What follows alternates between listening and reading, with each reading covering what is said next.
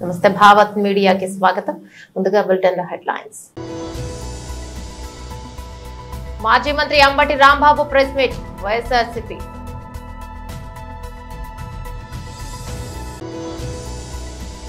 ప్రత్యక్ష ప్రసారం. తెలంగాణ భవన్ లో బీఆర్ఎస్ నాయకుడు మన్నే క్రిషంక్ ప్రెస్ మీట్.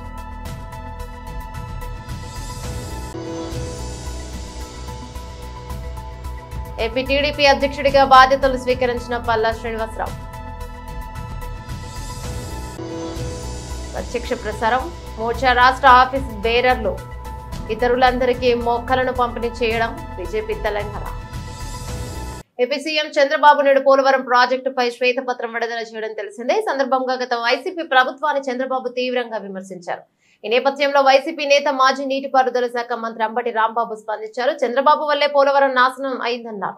పోలవరం జాతీయ ప్రాజెక్టు అయినప్పుడు దాన్ని రాష్ట్ర ప్రభుత్వం ఎందుకు తీసుకుందని సూటిగా ప్రశ్నించారు. కేంద్ర ప్రభుత్వం చేపట్టాల్సిన పోలవరం ప్రాజెక్టును రాష్ట్ర ప్రభుత్వం తీసుకోవాల్సిన అవసరం ఏంటని అంబటి రాంబాబు నిలదీశారు. 1000 కోట్ల విలువైన ప్రాజెక్టు కాబట్టే నాడు చంద్రబాబు ప్రభుత్వం పోలవరం నిర్మాణాన్ని తలకెత్తుకుందని విమర్శించారు. కమిషన్లు కొట్టేయడానికే పోలవరం ప్రాజెక్టును తీసుకున్నారని ఆరోపించారు. డబ్బులు కొట్టేయడానికే పోలవరం ప్రాజెక్టును చంద్రబాబు తీసుకున్నారని ప్రధాని మోదీని అన్నారని అంబటి రాంబాబు వెల్లడించారు. పోలవరం ప్రాజెక్టు చంద్రబాబుకు ఏటీఎం లా మారిపోయిందని మోదీ అన్నారంటే దాని అర్థం ఏంటి అని ప్రశ్నించారు. పోలవరం ప్రాజెక్టు చంద్రబాబు ఎందుకు తీసుకున్నారన్నది ఏ కాంట్రాక్టర్ కైనా అర్థమవుతుందని వ్యాఖ్యానించారు.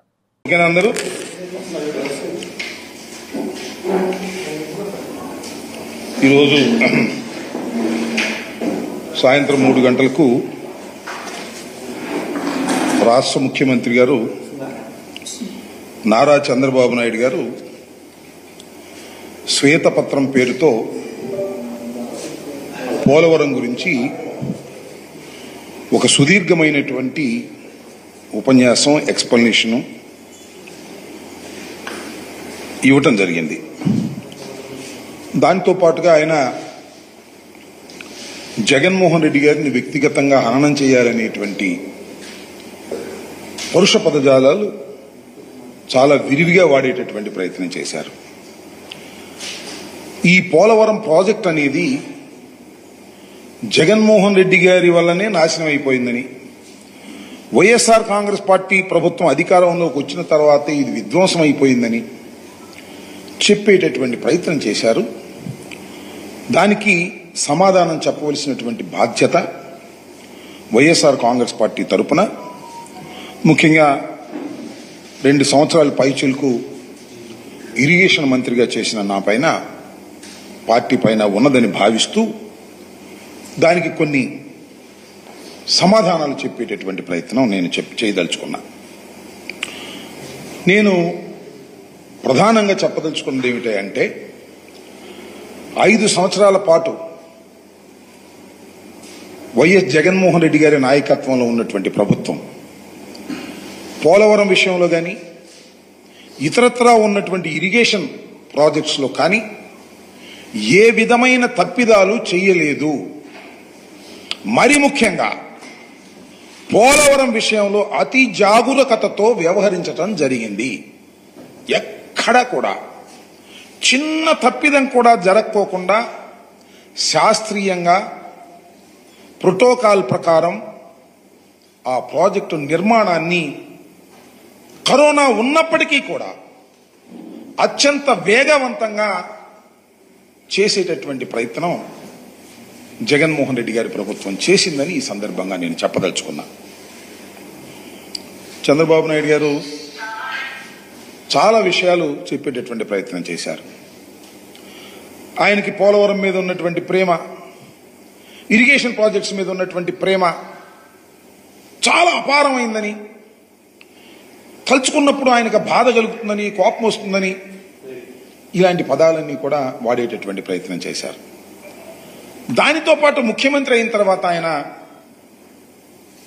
మోడీ గారి ప్రభుత్వంతో పాటు కలిసి ముఖ్యమంత్రిగా అయినప్పుడు 2014లో 7 గ్రామాలు దీనిలో కలిపితే తప్ప నేను ప్రమాణ స్వీకారం చేయను. ఎందుకంటే Polavaram is such a project. Polavaram చాలా గొప్పది, పోలవరం జీవనాడి. అందువల్ల నేను కాన్స్టిట్యూషన్ డెడ్ లాక్ వచ్చినా సరే నేను ప్రమాణ స్వీకారం చేయనని చెప్పి పట్టుబట్టి 7 గ్రామాలని మన ఆంధ్రప్రదేశ్ కల్పించాను, సాధించాను, అలాంటి గొప్ప వ్యక్తిని అనేటువంటి మాట ఆయన చెప్పారు. నేను అడుగుతా ఉన్నా, నారా చంద్రబాబు నాయుడు గారు, మీరు 1995 నుంచి 2004 వరకు మీరు ఈ రాష్ట్రానికి ముఖ్యమంత్రిగా ఉన్నారు. ఈ రాష్ట్రానికి ముఖ్యమంత్రిగా ఉండటమే కాదు, కేంద్రంలో చక్రం కూడా తిప్పారు. మీరు కేంద్ర ప్రభుత్వంతో సత్సంబంధాలు కలిగి ఉన్నారు. ఎందుకు మీరు జీవనాడి అయినటువంటి పోలవరాన్ని గురించి ఎందుకు మీరు ఆలోచన చేయలేదు? మళ్ళా తిరిగి రాజశేఖర రెడ్డి గారు వచ్చిన తర్వాత మాత్రమే రాజశేఖర రెడ్డి గారు ఆలోచన చేయాల్సిన పరిస్థితి ఎందుకు వచ్చింది? మీకు నిజంగా రాష్ట్రం మీద ప్రేమ ఉన్నా, నిజంగా నీటి మీద ప్రేమ ఉన్నా, వ్యవసాయం మీద ప్రేమ ఉన్నా, గోదావరి నది సముద్రంలో కలిసిపోతున్నా మీరు చూస్తూ ఎందుకున్నారు? ఎందుకు ఈ ఆలోచన రాలేదు? 2014లో మీరు ఓటమి పాలై డాక్టర్ రాజశేఖర రెడ్డి గారు ముఖ్యమంత్రి అయిన తరువాత మాత్రమే ఎందుకు పోలవరాన్ని రాజశేఖర రెడ్డి గారు తీసుకొచ్చేటటువంటి అవకాశం మీకు ఇచ్చారు? రాజశేఖర రెడ్డి గారి కన్నా ముందే మీరు ముఖ్యమంత్రి అయ్యారు కదా, మరి ఎందుకు మీరు ఆలోచన చేయలేదంటే దీన్ని బట్టి అర్థమవుతుంది ఏంటి, ప్రజలు కూడా అర్థమయ్యేది ఏంటి, మీకు అసలు పోలవరం మీద కానీ గోదావరి నది మీద కానీ అవగాహన లేదని నేను అనను. ఎందుకంటే మీరు వయసులో పెద్దవారు, 4వ ముఖ్యమంత్రిగా చేస్తున్నారు. శ్రద్ధ లేదు, ఆ ఆలోచన లేదు. ఇవాళ 7 గ్రామాలు తీసుకొచ్చి నేను కలిపేంత వరకు నేను విశ్రమించనని చెప్పేసి నేను మోడీ గారితో పంతం పట్టు కూర్చున్నాను, అందువల్ల 7 గ్రామాలు కలిశాయి అనేటువంటి మాట మాట్లాడుతున్నారు. రాజశేఖర రెడ్డి గారు లేరు. ఆయన ఎంత శ్రమ చేశాడో ఆయన చెప్పుకోవడానికి ఆయన లేడు. నువ్వు 7 గ్రామాలు కలిపినందుకే చాలా గొప్పగా చెప్తున్నావు. రాజశేఖర రెడ్డి గారు ఎన్ని అనుమతులు తీసుకొచ్చాడు పోలవరం ప్రాజెక్టు కేంద్రంతో మాట్లాడి? 1, 2 అనేకమైన అనుమతులు 2005 నుంచి నిర్మాణ సంస్థల అనుమతి తీసుకొచ్చాడు, పర్యావరణ అనుమతులు తీసుకొచ్చారు, వన్యప్రాణ రక్షణ అనుమతులు తీసుకొచ్చారు, పునరావాస ప్రణాళిక కావాల్సిన అనుమతులు తీసుకొచ్చారు, పాపికొండల వన్యప్రాణ రక్షణ కేంద్రం మళ్లింపునకు అనుమతి తీసుకొచ్చారు. ఇట్లా 1 కాదు 2 కాదు, చాలా క్లిష్టమైనటువంటి అనుమతులు.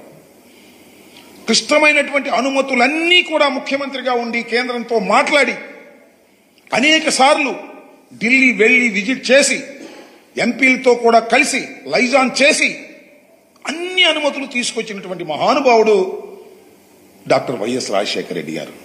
నేను ఎందుకు చెప్తున్నానంటే, డాక్టర్ వైఎస్ రాజశేఖర రెడ్డి గారు కలలు గన్నటువంటి ప్రాజెక్ట్ ఇది. ఆయన టైంలోనే నిర్మాణం ప్రారంభమైంది. కాలువలు తవ్వారు, లెఫ్ట్ అండ్ రైట్ కెనాల్స్. సరే, నీకు అవకాశం వచ్చింది, నువ్వు చేసేటువంటి అవకాశం వచ్చింది, నువ్వు అధికారంలోకి వచ్చావు. నేను ఇక్కడ అడుగుతా ఉన్నా, ఇంకా చాలా వివరంగా కూడా నేను చెప్పాల్సినటువంటి బాధ్యత నాకుంది. ఆయన అంటున్నాడు, నా కడుపు మండిపోయింది, నా కోపం వచ్చింది.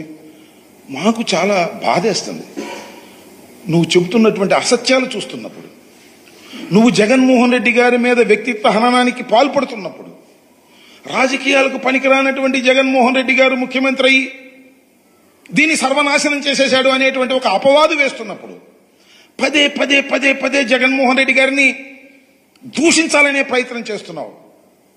నాకు అర్థమవుతుంది ఎందుకు దూషించాలని ప్రయత్నం చేస్తున్నావు. నాకు అర్థమవుతుంది ఎందుకు దూషించాలని ప్రయత్నం చేస్తున్నావు అంటే, జగన్మోహన్ రెడ్డి గారు అంటే భయం. మళ్ళా జగన్మోహన్ రెడ్డి గారు ఈ రాష్ట్రంలో ఒక బలమైన శక్తిగా తయారవుతాడనేటువంటి ఒక భయం. ఆయనకి 40% ఓట్ల. ప్రత్యక్ష ప్రసారం. తెలంగాణ భవన్ లో బీఆర్ఎస్ నాయకుడు మన్నే కృష్ణాంక్ ప్రెస్ మీట్ నిర్వహించారు. వాళ్ళ రాష్ట్ర మంత్రివర్గాన్ని విస్తరణ చేసుకోవడానికి ఏఐసిసి బాస్ల చక్కర్లు కొడుతున్నారు. అటు ఖర్గే గారికి ఒక లిస్టు, సోనియా గాంధీ గారికి ఒక లిస్టు, రాహుల్ గాంధీ గారికి ఒక లిస్టు, మళ్ళీ ఇంకెవరన్నా పేర్లు ఇంకెవరన్నా క్యాంపులు వెళ్తుంటే ఇవన్నీ ప్రయత్నాలు చేస్తారు. కానీ ఉన్న మంత్రుల పరిస్థితి ఏంటిది? ఇప్పుడు కాంగ్రెస్ ప్రభుత్వంలో ఉన్న మంత్రులే వాళ్ళు కేవలం డమ్మీలుగా ఉన్నారా? వాళ్ళ నిర్ణయాలు డమ్మీలుగా ఉన్నాయా? అధికారులు వాళ్ళకి చెప్తలేరా? లేదంటే మంత్రులే తప్పించుకోవడానికి ఈ సాకులు చెప్తున్నారా? మొన్నటికి మొన్న ఎక్సైజ్ శాఖ మంత్రి జూపల్లి కృష్ణారావు గారు వారికి సమాచారం లేకుండానే సోమ్ డిస్టిలరీస్ అనే నకిలీ బీర్లు చేసే ఒక సంస్థ, చిన్నపిల్లలను పెట్టి ఫ్యాక్టరీల్లో వ్యాపారం చేసే సంస్థ, వందల కోట్ల ప్రభుత్వ బ్యాంకుల నుంచి ఖజానా నుంచి రుణాలు తీసుకున్న సంస్థ, అట్లాంటి సంస్థకు అనుమతులు ఇచ్చినప్పుడు కనీసం సమాచారం కూడా లేదని జూపల్లి కృష్ణారావు గారు చెప్తారు. హోంమంత్రి కమ్ రాష్ట్ర ముఖ్యమంత్రి, ఎందుకంటే హోంమంత్రి లేరు, రేవంత్ రెడ్డి గారి దగ్గరనే ఉన్నది అది. హోంమంత్రికి సమాచారం లేకుండానే పోలీస్ శాఖ వాళ్ళు రాత్రి 10:30 వరకే హైదరాబాదు సిటిజన్స్ మీద ఆంక్షలు పెడతారు. ఆ తర్వాత దాని మీద మీడియాలో, సోషల్ మీడియాలో చర్చ జరిగితే లేదు ఇది అంతుతిదే, ఇది ఫాల్స్ న్యూస్ అని చెప్తారు. అధికారికంగా కాంగ్రెస్ పార్టీ సోషల్ మీడియా హ్యాండిల్లోనే ఆంక్షలది పోస్టర్లు పెడతారు. హోంమంత్రి గారికి తెలియదు, కానీ పొంగులేటి శ్రీనివాసరెడ్డి గారు వారు కూడా ఒక మంత్రే, వారు సోషల్ మీడియాలో పెడతారు. ఇవి రెండిట్లుంటే రవాణా శాఖ మంత్రి గారికేమో పొన్నం ప్రభాకర్ గారికి కోట్ల రూపాయల ఆర్టీసీ టికెట్ కాంట్రాక్ట్ గురించి వారికి కూడా సంబంధం లేదని చెప్తారు. కాంగ్రెస్ ప్రభుత్వం నడిపిస్తున్నదా, లేకుంటే రోజు పొద్దున్న లేచి తుగులక్ ఫోటోకి దండాలు పెడుతున్నారా? ఇది ప్రభుత్వంలా కాదు, తుగులక్ పాలనలాగానే కనబడుతున్నది. మంత్రులకే మాకు తెలియకుండా జరుగుతుంది అని అంటే మరి ఎవరు నడిపిస్తున్నారు ప్రభుత్వాన్ని? ఎట్లా నడుస్తున్నది ప్రభుత్వం? ఎందుకంటే సరే, మా ఎమ్మెల్యే గారు కౌశిక్ రెడ్డి గారు అక్కడ హుజరాబాదు ఆలయంలో వాళ్ళు ఛాలెంజ్ చేస్తే అక్కడికి వెళ్ళిర్రు. ఇక్కడ హైదరాబాద్లో ఇంకొక ఆలయానికి వెళ్ళి పొన్నం ప్రభాకర్ గారు వస్తారా, సమాధానం చెప్తారా అని ఆలయానికి వెళ్ళి ఆ బూడిద స్కామ్ గురించి మాట్లాడితే రేవంత్ రెడ్డి గారు అంటారు, మేము ఎవ్వరి మీద కేసులు వేస్తలేము, ఎలాంటి రాజకీయ కేసులు లేవని. పొన్నం ప్రభాకర్ గారిని బీఆర్ఎస్ ఎమ్మెల్యే కౌశిక్ రెడ్డి గారు అడగగానే గతం ఇక్కడ కేసు వేసే. దిలీప్ కునతం గారు గతంలో డిజిటల్ మీడియా డైరెక్టర్గా పనిచేసిర్రు, ఆర్టీసీ లోగో గురించి వస్తే వారి మీద కేసు వేసిర్రు. జర్నలిస్ట్గా పనిచేసిన రేవతి గారు వారు విద్యుత్ కోతల గురించి ట్వీట్ చేస్తే, సిటిజన్స్ ట్వీట్ చేసిన దాన్ని వారు ట్విట్టర్లో పెట్టి ఇట్లా విద్యుత్ కోతలు అవుతున్నాయంటే వారి మీద కేసులు వేస్తారు. ఇప్పటివరకు మా మీద 6 కేసులు, జైలుకే పంపించే ఫేక్ సర్క్యులర్ రేవంత్ గారే పెడతారు. కానీ ఏమని చెప్తారు మళ్ళా, మేము ఇప్పటివరకు ఒక్క కేసు కూడా పెట్టలేదని. మరి ఎందుకు పాడి కౌశిక్ రెడ్డి గారు సమాధానం చెప్పలేరు? సరే, కౌశిక్ రెడ్డి గారు వారి స్టైల్లో వారు క్వశ్చన్ చేసిర్రు. మరి మా దాంట్లో మేము ఇదే టికెట్ దాంట్లో సరే చట్టపరంగా ఈ రాష్ట్రంలో ఉన్న ప్రతి పౌరులకు హక్కులు ఉన్నాయి కాబట్టి ఆ లెటర్ ఆఫ్ ఇంటెంట్ అన్ని డాక్యుమెంట్స్ చూపెట్టినాం, ఎక్స్ప్లెనేషన్ ఇచ్చిర్రు ఆర్టీసీ వాళ్ళు. సరే, సమాచార హక్కు ఏదైతే చట్టం ఉందో దాని ద్వారా ఈ డాక్యుమెంట్స్ చూపెట్టండి మీరు అని పోయిన ప్రెస్ మీట్లో కూడా మీకు చాలా క్లియర్గా చెప్పడం జరిగింది. ప్రతి ఒక్క క్వశ్చన్ అడిగినాం. అసలు 3 రోజుల్లో, ఓ 2 సంవత్సరాల్లో కానీ కాంట్రాక్ట్లు దాన్ని ప్రతిసారి రద్దు చేసుకుంటూ వచ్చిర్రు, దాంట్లో అమెండ్మెంట్స్ తీసుకొని వచ్చిర్రు. కానీ కేవలం 3 రోజుల్లో దేశం మొత్తం డెలిగేషన్లను పంపించి మార్చ్ 1, 2, 3న మీరు కోట్ల రూపాయలు. ఏపీ టీడీపీ అధ్యక్షుడిగా పల్లా శ్రీనివాసరావు టీడీపీ కేంద్ర కార్యాలయం ఎన్టీఆర్ భవన్ లో బాధ్యతలను స్వీకరించారు. టీడీపీ అధినేత తనపై ఉంచిన నమ్మకాన్ని నిలబెట్టుకుంటానని, పార్టీని, ప్రభుత్వాన్ని, నేతలను సమన్వయం చేసుకుంటూ ముందుకెళ్తారని పల్లా శ్రీనివాసరావు ప్రకటించారు. తెలుగుదేశం పార్టీకి బలమైన కార్యకర్తలకు అండగా ఉంటారని భరోసానిచ్చారు. తెలుగుదేశం పార్టీ రాష్ట్ర అధ్యక్షులుగా నియమించినటువంటి మరి పెద్దలు, గౌరవనీయులు తెలుగుదేశం పార్టీ జాతీయ అధ్యక్షులు, ముఖ్యమంత్రి గారైనటువంటి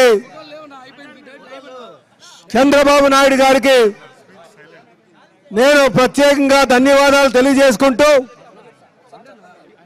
అలాగే యువ నాయకులు నూతన ఉత్తేజంతో ఎప్పుడూ ముందుకు వెళ్తున్నటువంటి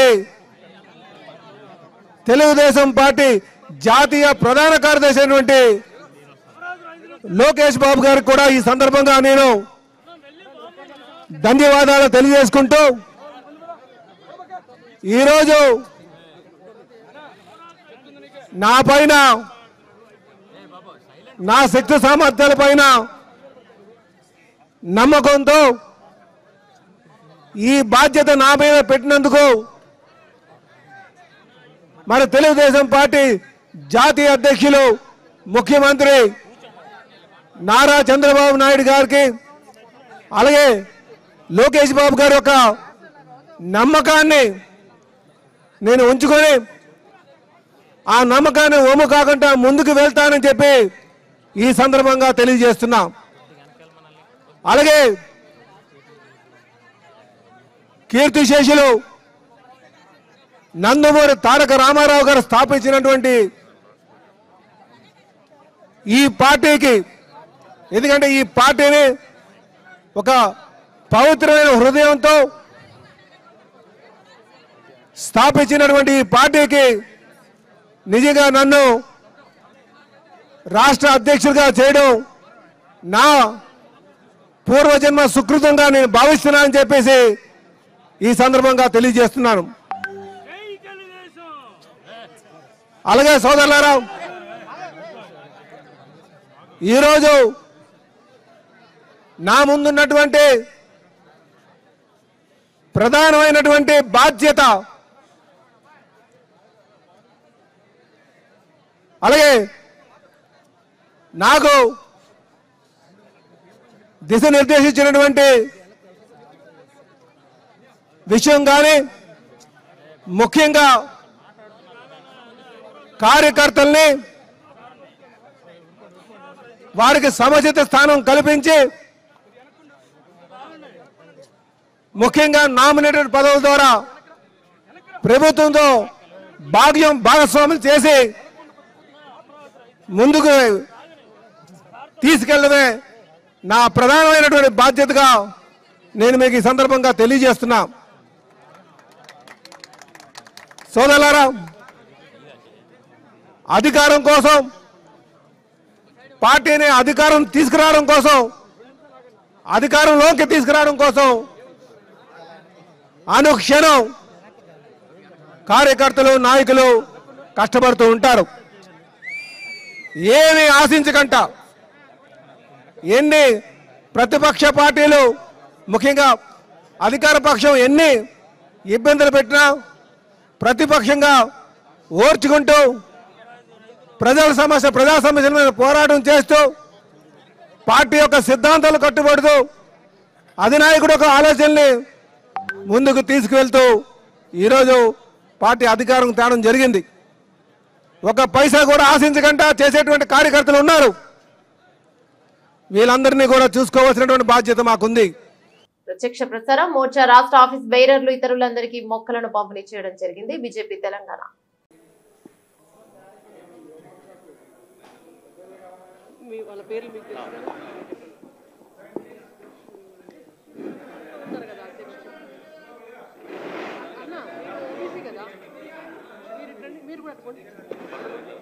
మీ యువ మోర్చా పేర్లు ఎవరు?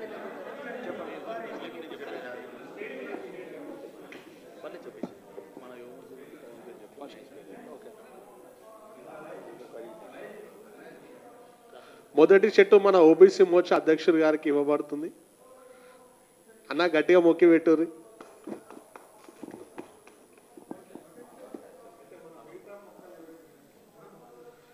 ఇప్పుడు రెండో చెట్టు యువమోర్చా రాష్ట్ర ప్రధాన కార్యదర్శి అయిన శ్యామల పవన్ రెడ్డి గారికి ఇవ్వబడుతుంది.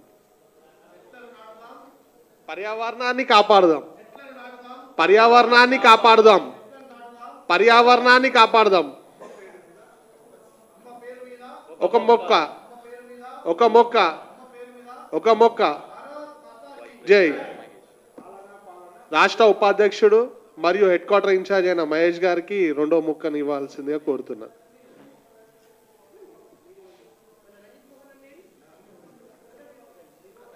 అమ్మ పేరు మీద మొక్కను నాటుదాం, పర్యావరణాన్ని కాపాడదాం, చెట్టును కూడా కాపాడదాం.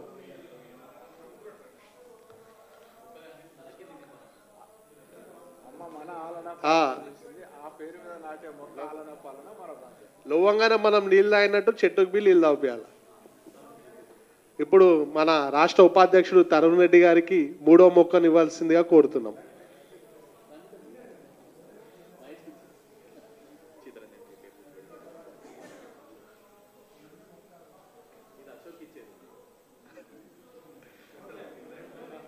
నాలుగో మొక్క మన రాష్ట్ర ఉపాధ్యక్షుడైన చిత్తరంజన్ రెడ్డి గారికి ఇవ్వవలసిందిగా కోరుతున్నాను. పెద్ద రియాన్ని అన్నకు తగ్గట్టు జరా. మా ఉపాధ్యక్షుడు గట్టిగా ఉంటాడు, గట్టి చెట్టు ఇవ్వాలి ఆయనకి.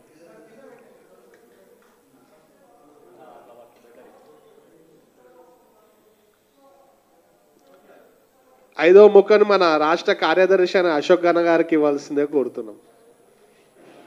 Data cell.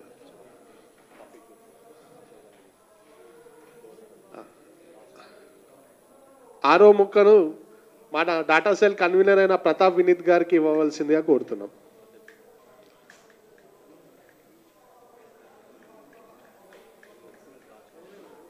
ఏడో మొక్కను మన రాష్ట్ర నాయకులైన అశోక్ అన్న గారిని మరియు పప్పన్న గారికి ఇద్దరికి వేదిక మీరు వచ్చి గోవర్ధన్ అన్న గారిని పప్పన్న గారిని ఇద్దరిని వేదిక మీదకి వచ్చి చెట్టు తీసుకోవాల్సిందిగా కోరుతున్నాం. శుక్రవారం పూట చెట్లు వస్తున్నాయి కాదనకుండా తీసుకోవాలి.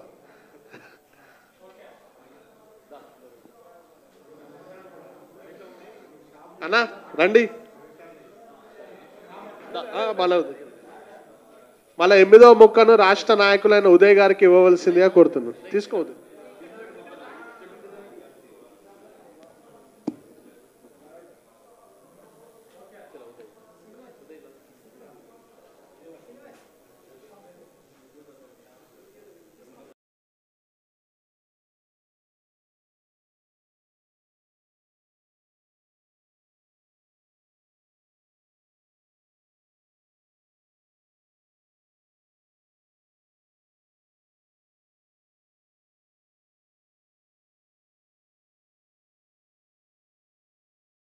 అనంతపురం జిల్లా శ్రీ కాసాపురం నెట్టికంటి ఆంజనేయ స్వామి వారిని దర్శించుకున్న అనంతపురం జిల్లా ఎస్పీ గౌతమిశాలి వారిని ఆలయ ధర్మకర్తల మండలి చైర్మన్, ఆలయ అధికారులు, వేద పండితులు, అర్చకులు పూర్ణకుంభంతో ఘన స్వాగతం పలికారు. అనంతరం స్వామివారి శేషవస్త్రం, తీర్థ ప్రసాదాలను అందజేశారు.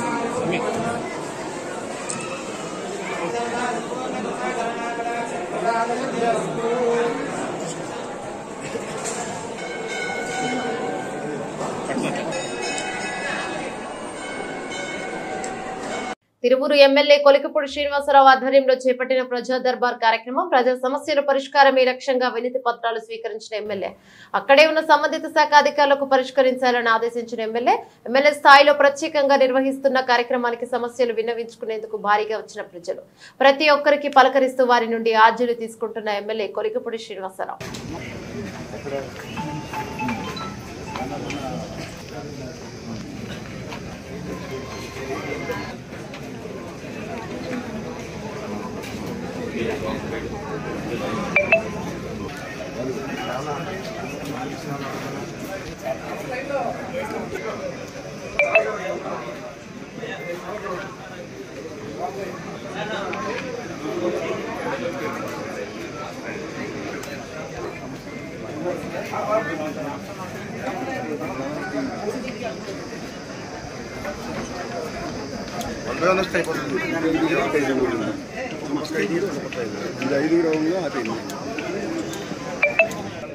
మీరు అంతా కూర్చోవాలండి, కుర్చీలో కూర్చోవాలి. ఏనాడు ఉంచవద్దు, దయచేసి వెళ్ళిపోండి. మీరు కుర్చీలో కూర్చోండి, ఎంత ఫ్రీగా ఉండాలి.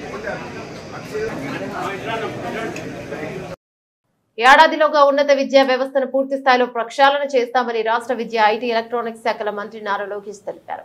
కాలేజీలు యూనివర్సిటీలో చేపట్టాల్సిన మార్పులు ప్రమాణాల పెరుగుదలకు తీసుకోవాల్సిన చర్యలపై ఉన్నత విద్యా అధికారులతో మంత్రి లోకేష్ శుక్రవారం సుదీర్ఘంగా సమీక్ష నిర్వహించారు. యూనివర్సిటీలు డిగ్రీ కళాశాలలో అధ్యాపక పోస్టు భర్తీకి చేపట్టాల్సిన చర్యలు, ఉన్నత విద్యలో నాణ్యత ప్రమాణాల పెరుగుదల, కరిక్యులం మార్పులు, విద్యార్థుల్లో నైపుణ్యత పెంచడానికి పాఠశాలల్లో పాఠ్యాంశాల్లో మార్పులు, ప్రైవేట్ ఇంజనీరింగ్ కళాశాలలో ఫీజులు, ప్రభుత్వ డిగ్రీ జూనియర్ కళాశాలల మౌలిక వసతుల కల్పన, అడ్మిషన్లు పెంపుదలకు తీసుకోవాల్సిన చర్యలు, రూసా నిధుల వినియోగం తదితర అంశాలపై సమావేశంలో మంత్రి చర్చించారు. ఉన్నత విద్యలో సమూల మార్పులు తెచ్చి యూనివర్సిటీల ర్యాంకింగ్స్ పెంచాలన్నది ముఖ్యమంత్రి చంద్రబాబు నాయుడు గారి లక్ష్యమని సందర్భంగా మంత్రి పేర్కొన్నారు.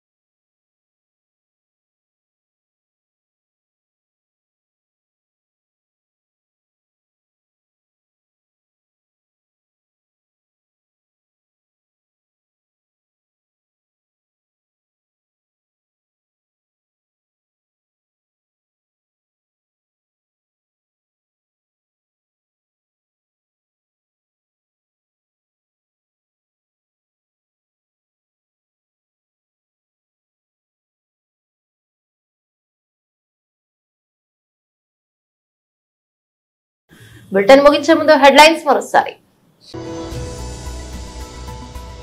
మాజీ మంత్రి Ambati Rambabu press meet, YSRCP.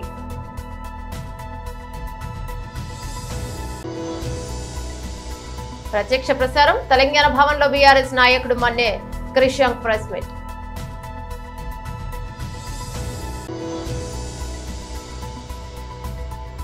AP TDP అధ్యక్షుడిగా బాధ్యతలు స్వీకరించిన పల్లా శ్రీనివాసరావు. ప్రత్యక్ష ప్రసారం, మోర్చా రాష్ట్ర ఆఫీస్ బేరర్లు ఇతరులందరికీ మొక్కలను పంపిణీ చేయడం బీజేపీ తెలంగాణ. ఇవి బులెటిన్లోని అప్డేట్స్. మరో బులెటిన్లో మళ్ళీ కలుసుకుందాం. అంతవరకు సెలవు, నమస్తే.